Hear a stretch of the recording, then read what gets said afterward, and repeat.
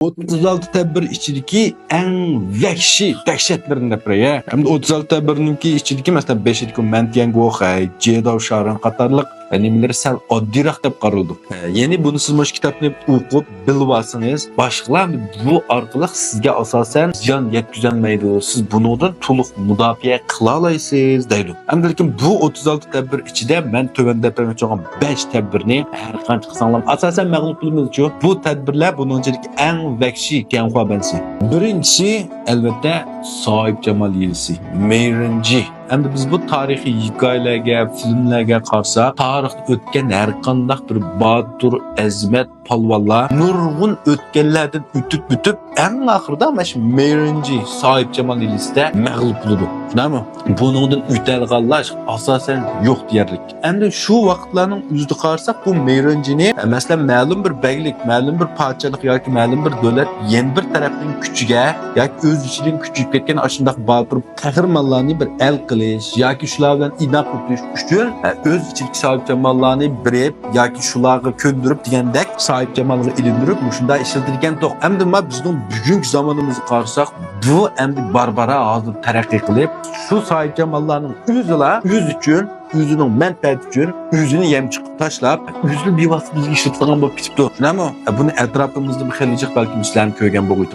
Endi bu yerda Sohib Jamol Yelisi haqiqatan har qanday bir erlar uchun o'tmak eng tasatda Tangsung bu ayollar davlatida o'tanmay qolgan. Endi buningdan o'tganlarni yo'q deb olsak bo'lmaydi, lekin nəhayət az. Endi buningdan qat'iy mudofaa ko'rgan bo'lmamdi degan bo'ladi.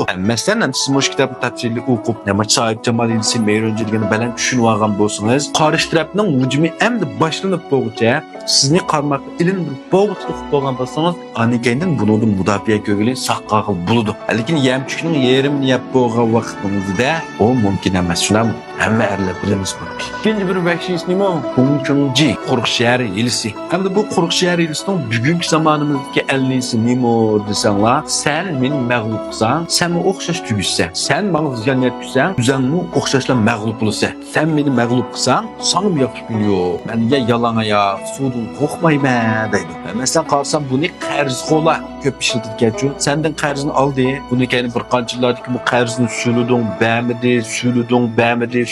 bämidi, tillab baxtın, onu qilib baxtın, dostlarga tanışdab bämidi. Axir bo'lmay, men sen arz qilaman. Qonuniy yo'l bilan hal qilmay tutqizotmaydigan kimdayki, arz qilsang arz qil, chiqib menda pul yo'q, sotib tasdim bilan bir degan narsam yo'q. Men tutib akasin, mayli. Men kelsam sizning pulingni bir degan odam qolmaydi deb shunday ishlatibgan. Yeni ba'zilar masalan bizning qo'rug'imizni tutib olgan bo'lsa, shundan foydalanib shuna navat sen meni tishlab tasang yoki sen meni mag'lub qilsang, da sanim yaxshi kun yo'q deb.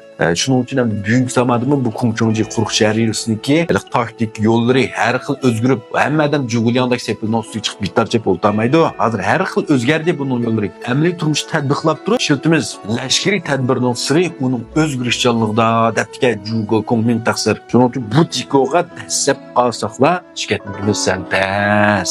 Endi uchinchi bir notisi olchoq silish, kendi shpion silish. Endi bulutmu bu cho'ng korxonalar o'tirsida o'xshash turdagi mallar, o'xshash turdagi mahsulotlar, mulozmatlar qilgan vaqtning o'zida va yoki kishilik turmushda ko'p ishlatildi.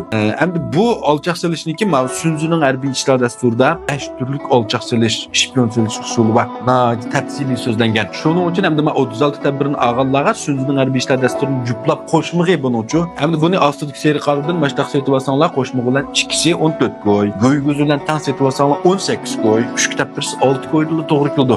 Ostidagi seri qarorda bor. To'rtinchisi Kuroji deydi. Yeni bu o'zini bichora ko'ztish, o'zini g'erib ko'ztish, ojiz ko'ztish. Shundan boshqalarning yistashligini qo'zg'ab o'tkaldan o'tilish. Masalan, yeni shu qarzdorlarda uchraydi bu ishchi. Sen uyga qarz so'lab barding qarsang shunda g'erib, nonga javob qattiq o'ltagan. Sen bilan birlikka keldim ko'rib, sening ichingda ag'ritib atdi. Voy, mening yeydigandan chiqqan tomoq yemay fikam bir xafa bo'lgan bo'lsa, pul topsam eng oldin siznikini birdim. Sen bilan birlikka keldim. Bay boptilar, bo'ldi qilgan qarab qa bu bicharim ulay debdi. Milleti jonbeylik bu. Onu kendi mesela yollarda qatnaşadi ko'rilgan vaqtimiz. Haliqi ba'zi bir kona eski mashina edi vaqallar. Yoki jampunchoda bizning mashinamizni suqib qo'yganlar. Shunchalik g'erib bichora holatga kirib oldiki, oxirida amal yo'q mashinamizning paychog'ini o'zimiz vanglagan deb xaptab ketib qolamiz. Ishlar sizlarga mushturganmi? Mana buni 36 tadbirdan ichida bor. Uchrab qolsak, mag'lub bo'lmay, asosan amalimiz yo'q. Lekin buningdan mudofaa ko'rib o'tib ketgili bo'ladi. Shundaq debdiki, o'zingni o'zgini to'liq tushunganda chuqur qalb qila olaysan deb shu tavsiya qilyapmiz. Birinchi bir eng nochisi Liang Huanji Olqisman yili. Bu butkul 36 tadbirdan ichidagi eng nochisi. Demak, bunday deyman. Chunki bu yerdagi Olqisman yili bir aqlamash 36 tadbirning oldidagi 35 tadbirdan foydalanish. Kam bo'lgan 2dan yoki 3dan 4dan 5dan Olqisman arqa-marqa holatda foydalaning deydi. Buni eng yomon qul tulkilar qila oladi. Masalan, uch parchalik haqida qilsan nomli asarda Liang Huanji ishlatgan odamdan ikkisi bor. Uning birisi Wang Ziminbegi Wang Yun. Wang Yun bu Olqisman yillar orqali kim yo'q qildi?